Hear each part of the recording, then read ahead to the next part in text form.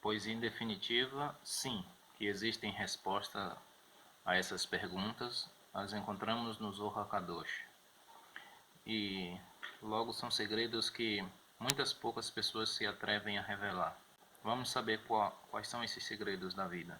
Quando o primeiro homem foi criado, Adão, e também foi criada a primeira mulher, Havá, Eva, durante 130 anos se separaram e coexistiram, coabitaram com entes espirituais e tiveram desta união toda uma geração de filhos, porém desencarnados. Viviam em uma dimensão que não é uma dimensão física, e esses entes desencarnados, quando Adão e Eva desceram à Terra, também desceram à Terra. Assim que da mesma maneira que nós nos alimentamos com comida física, eles se alimentam com comidas espirituais. Vamos saber como funciona. O que tem que saber é que esses irmãos ou meios-irmãos que temos, que não estão encarnados, coabitam conosco na Terra. A diferença é que nós não podemos ver, porque temos uma essência que não é, eles têm que não é uma essência que não é física. Porém, eles podem nos perceber. Em definitivo, para entender o segredo da vida, tenho que entender que vivemos num mundo onde coexistem entes espirituais não encarnados que nos invejam e nos provocam situações inconfortáveis que desencadeiam emoções de medo, de falta de autoestima, de culpa, tristeza, desespero, depressão, fazendo do nosso mundo praticamente uma fazenda de humanos convertido em comida emocional para estes entes espirituais de dimensões paralelas que se nutrem dos nossos medos. Do mesmo jeito que nós comemos comida, ele come nossas emoções baixas. Esses entes, como dizemos, foram criados por Adão e Eva. E essa criação deu origem ao pecado original. Isso é haver comido da árvore do conhecimento do bem e do mal. O fruto desses novos acoplamentos que fizeram Adão e Eva formaram dois anjos que se rebelaram contra o Criador, um chamado Azá e outro chamado Azael, e baixaram a terra, desceram a terra, criaram suas próprias descendências, e o Zohar nos explica que tem uma série de nomes porque se classificam os seus descendentes. Se chamam os Giborins, que buscam honra, os Amalequim, que geram dúvidas e traz mal olhado, os Nefilins, que são os que nos fizeram perder o templo e gera ódio gratuito, os Refaim, que nos põe obstáculo todas as nossas empresas, e os Anakim, que também nos geram ódio e desentendimento entre os humanos para gerar em nós todas as baixas emoções de inveja, falta de autoestima e etc. Isso é o porquê somos infelizes, ou seja, não somos infelizes porque nossa natureza é infeliz.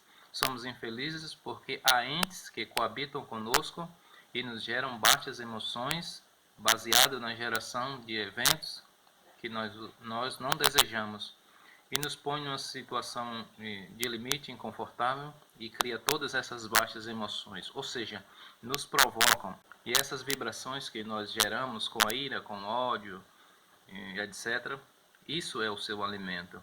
E quanto mais ódio gratuito, mais mal falar com os outros, mais falta de amor com o próximo, mais eles se crescem e se fortalecem. Tudo isso está baseado em uma maneira de pensar que está regida por nossa lógica. Até que hoje temos uma nova matemática, uma nova física, que é a física quântica, e a matemática quântica, que põe em questão todas as lógicas que temos de períodos anteriores. Logo, todas essas más emoções, que, repito, nos são provocadas de ressentimento, falta de autoestima, medo, culpa, depressão, tristeza, nos geram situações caóticas e de infelicidade. Agora, vem a segunda parte. Como é possível passar desta situação de infelicidade a uma situação de felicidade? Pois, da mesma forma que nós somos regidos por uma lógica que se põe em dúvida, porque não é a suprema lógica, e que está regida por o cérebro esquerdo, há outro tipo de lógica que temos e que usamos pouca, é a lógica do cérebro direito. Essa está conectada com o nosso Criador e nos faz ascender a uns níveis de entendimento e de conexão espiritual, onde esses entes espirituais que nos têm tanta inveja não têm acesso.